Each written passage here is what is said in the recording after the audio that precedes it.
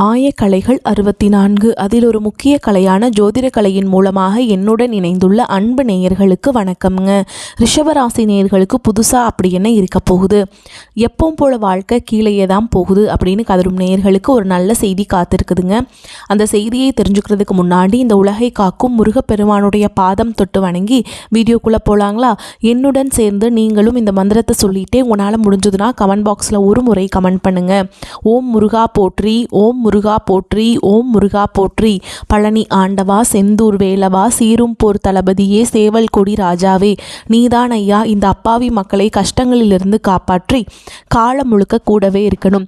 இவங்களுக்காக நான் தினமும் உங்ககிட்ட வேண்டிக்கிறேன். இவங்களுக்கு ஒன்றுனா நீதான் ஐயா பொறுப்பு. அப்படியே நான் சொல்லும் ஜோதிடமும் பழிக்க நீதான் ஐயா அருள் புரியணும். தினமும் உங்களுக்கு கிரகநிலை மாற்றத்தால் வரக்கூடிய சுப பலன்களை அறிய கட்டாயம் சப்ஸ்கிரைப் பண்ணி பெல் பட்டன் அப்புறம் ஆல்னு ஆப்ஷன் இருக்கும், அதையும் கொடுத்து வைங்க.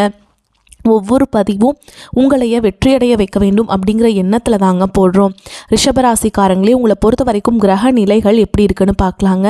தன வாக்கு ஸ்தானத்தில் குரு பகவானும், சுகஸ்தானத்தில் கேது பகவான், அஷ்டமஸ்தானத்தில் சூரிய பகவான், செவ்வாய் பகவான், புதன் பகவான் மற்றும் சுக்கிர பகவான், இந்த 4 கிரகங்களும் கூட்டணியில் இருக்காங்க. தொழில் ஸ்தானத்தில் சனி பகவான் மற்றும் ராகு பகவான் இருக்காங்க. இப்படி கிரக நிலைகள் இருக்குதுங்க. ரிஷபராசிக்காரங்களே, கடந்த 2025 மிக மோசமான ஒரு நரக வாழ்க்கையில் வாழ்ந்தவங்க தான் நீங்கள். இந்த 2026ஆம் ஆண்டு எந்த மாதிரி இருக்க போகுது, எவ்வளோ பெரிய மாற்றத்தை கொண்டு வரப்போகுது அப்படிங்கிறத பற்றி தான் இந்த வீடியோவில் நம்ம முழுசாக பார்க்க போகிறோம். நல்லது கெட்டதை முழுசாக தெரிஞ்சவங்க, சுக்கிர பகவான ராசி அதிபதியாக கொண்டவங்க. கார்த்திகை, ரோஹிணி, மிருகசீர்ஷ நட்சத்திரக்காரங்க ரொம்ப ரொம்ப புத்திசாலிக்காரங்க.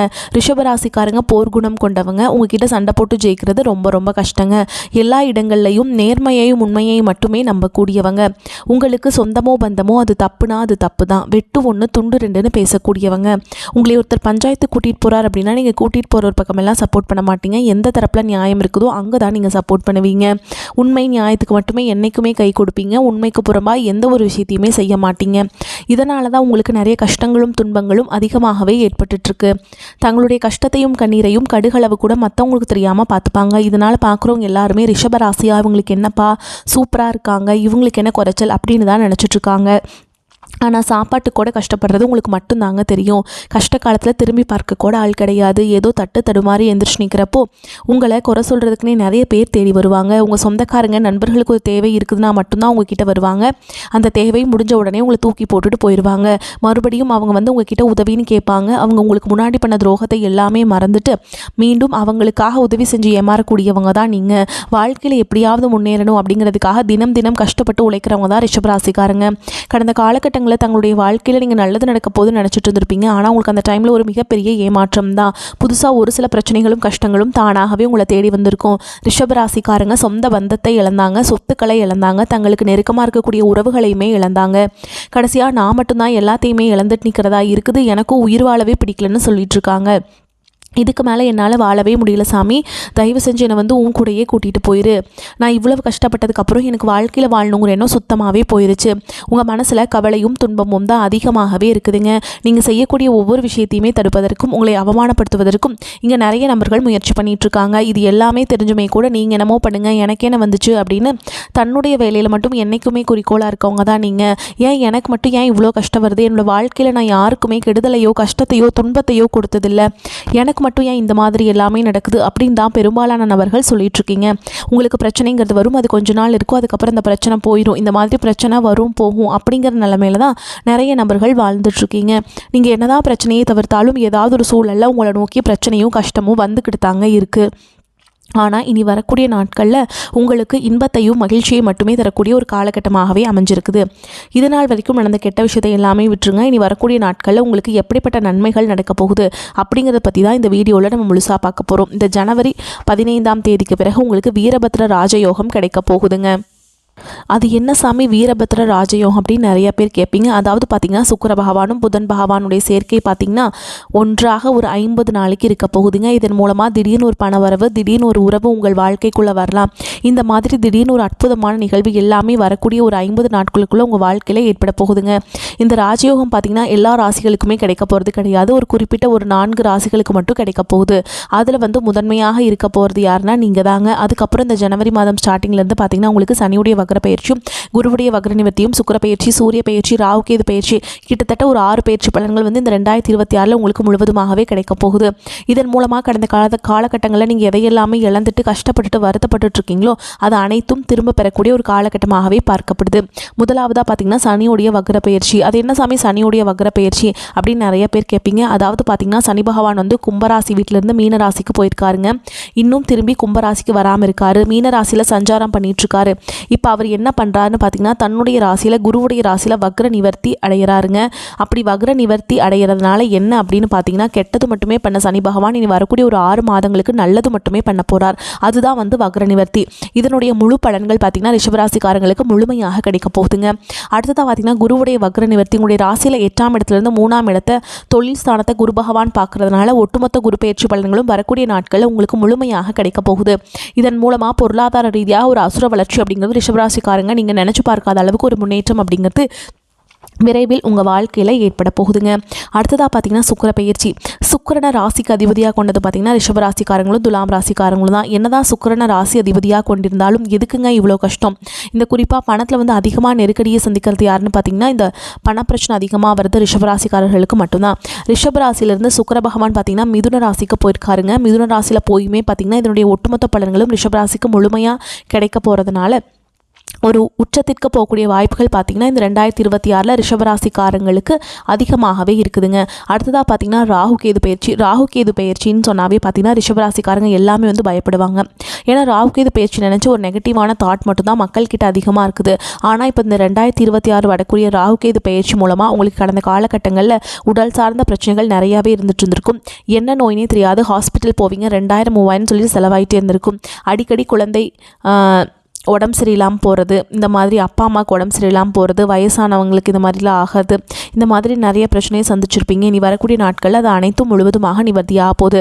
கடந்த காலகட்டங்களில் நல்ல ஒரு வேலைங்கிறது கிடைச்சிருக்காது. ஏதோ ஒரு கிடைக்கிற வேலைக்கு ஒரு 10,000 சம்பளத்துக்கோ 15,000 சம்பளத்துக்கோ பிடிக்காத ஒரு வேலையை குடும்ப கஷ்டத்துக்காக அவர் வழியே இல்லாமல் செஞ்சுட்டு இருப்பீங்க. ஆனால் இனி வரக்கூடிய நாட்களில் நீங்கள் படித்த படிப்புக்கு ஏற்ற மாதிரி உங்களுக்கு பிடிச்ச மாதிரியும் நீங்கள் ஒரு அரசாங்க வேலைக்கு ட்ரை பண்ணாலும் சரி, ஒரு ஐடி ஜாபோ ப்ரைவேட் ஜாபோ பேங்க் ஜாபோ நீங்கள் எங்கே வேலைக்கு ட்ரை பண்ணாலும் அந்த ஜாப் அப்படிங்கிறது உங்களுக்கு நிச்சயமாக கிடைக்க போகுதுங்க.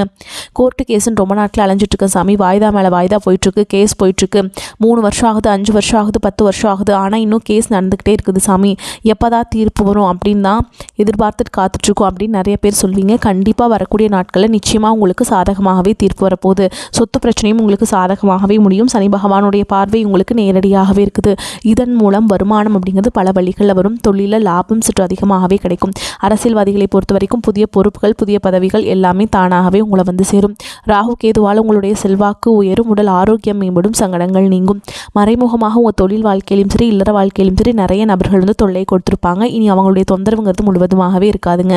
கடந்த காலகட்டங்களில் நீங்களும் ஒரு கம்பெனியில் இரவு பகல் பார்க்காம உழைச்சிட்டு இருந்திருப்பீங்க. உங்களுடைய சொந்த கம்பெனியை அணைஞ்சு வேலை செஞ்சுருப்பீங்க. ஆனால் உங்களுக்கு சரியான அங்கீகாரம் அப்படிங்கிறது உங்களுக்கு கிடைச்சிருக்காது. உங்களுக்கு அப்புறமோ இல்லை உங்கள் கூடயும் நிறைய நபர்கள் வேலைக்கு வந்திருப்பாங்க.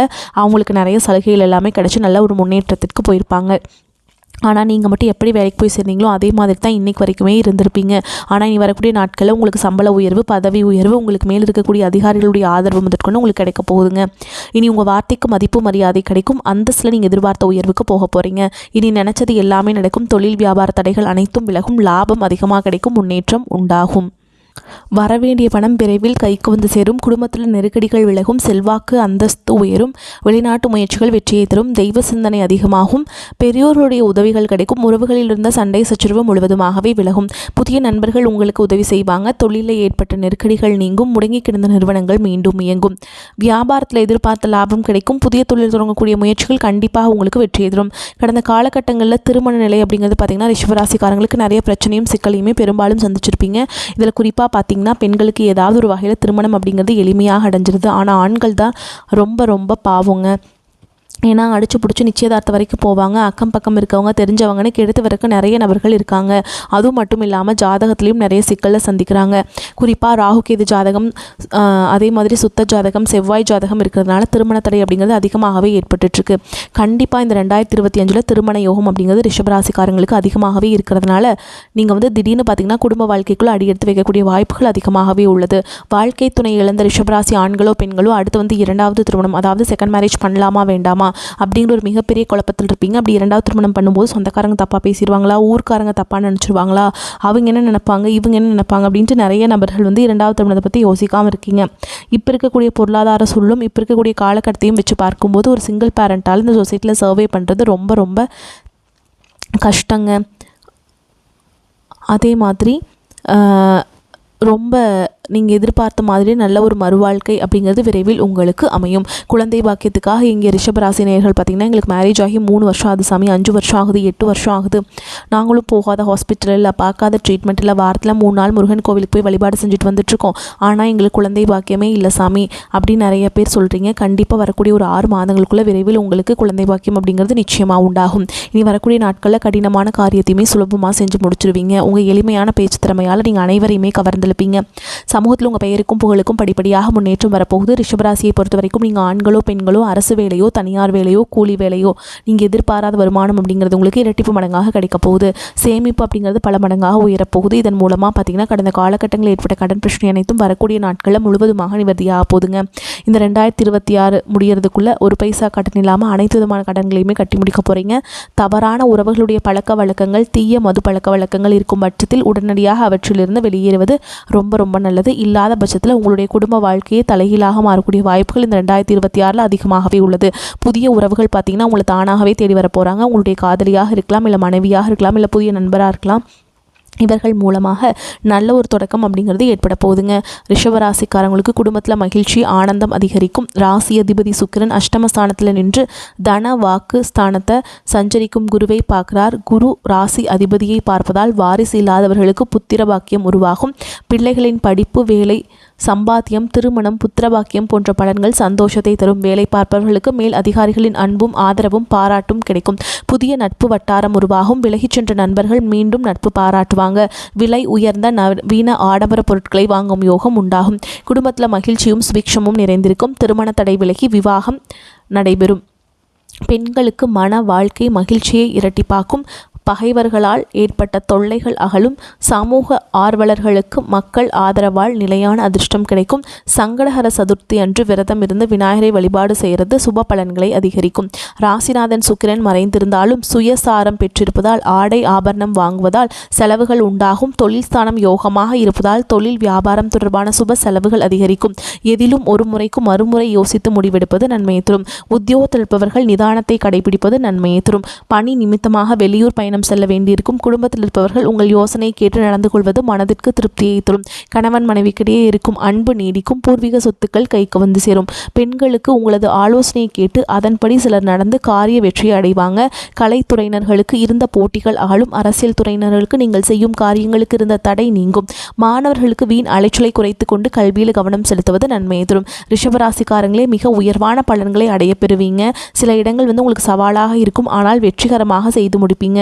உத்தியோக ரீதியாக சில உயர்வுகளை எதிர்பார்க்கலாம், ஆனால் எதிர்பார்த்த ஒரு காரியம் தடையில்லாமல் நடக்கும். வியாபாரத்தால் பணவரவு அதிகமாக இருக்கும். புதிய திட்டங்களுக்கு சிறப்பான நேரம் இது. குடும்பத்திலிருந்து வந்த குழப்பங்கள் விலகும். பிள்ளைகளால் மன மகிழ்ச்சி உண்டாகும். அதிகாரப்பூர்வமான பலன்கள் வந்து உங்களுக்கு கிடைக்குங்க. அலுவலகத்தில் சுமூகமான சூழல் உருவாகும். வேலை மாறுதல், சம்பள உயர்வு கிடைக்கும். சில வாய்ப்புகள் தள்ளி போகலாம்.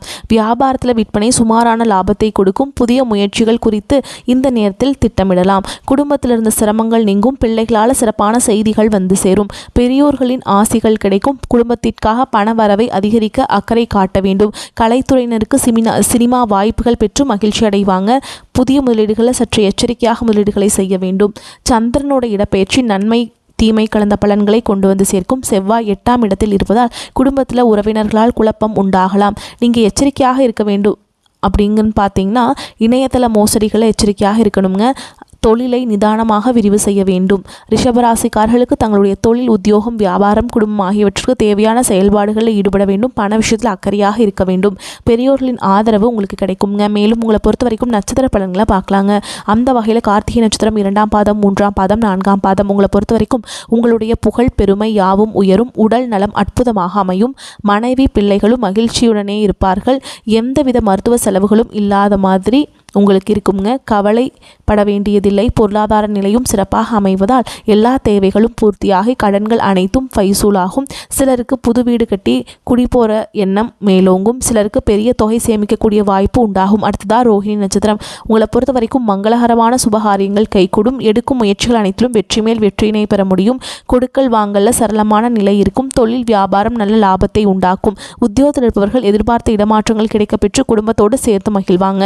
வெளிவட்டார தொடர்புகளால் பெயர் புகழ் உயரும். அரசியல்வாதிகளுக்கு உயர் பதவிகள் கிடைக்கப்பெறும். அடுத்ததான் மிருகசீரிஷ நட்சத்திரம் 1ஆம் பாதம் 2ஆம் பாதம். உங்களை பொறுத்த வரைக்கும் கடன்கள் குறையும். பழைய பாக்கிகள் வசூலாகும். எல்லா வகையிலும் ஓரளவுக்கு ஏற்றம் மிகுந்த பலன்களை அடைவீங்க. குடும்பத்தில் மகிழ்ச்சி நிலவும். சுபகாரியங்கள்